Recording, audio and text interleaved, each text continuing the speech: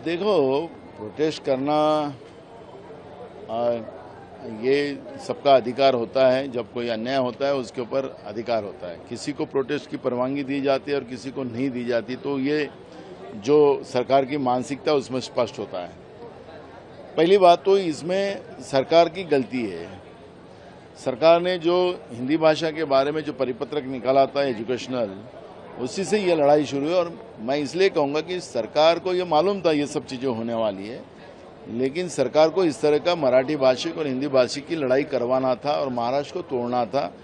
और divide and rule जो अंग्रेज की जो पॉलिसी थी उसी को बीजेपी फॉलो करती है। और उसी का यही इलेक्शन नहीं, कई इलेक्शन में हमने देखा है, कभी धर्म के आधार पर, कभी प्रांत के आधार पर, कभी भाषा के आधार पर देश को तोड़ने का काम बीजेपी ने किया है।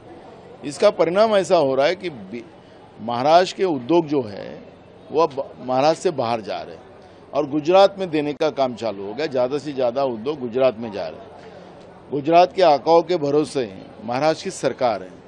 और मेरे को तो लगता है कि इन लोगों का एग्रीमेंट हो गया होगा कि ज़्यादा से ज़्यादा उद्योग गुजरात भेजने के लिए इस तरह की कहानियां बनाएं और महाराष्ट्र को कमज़ोर करें।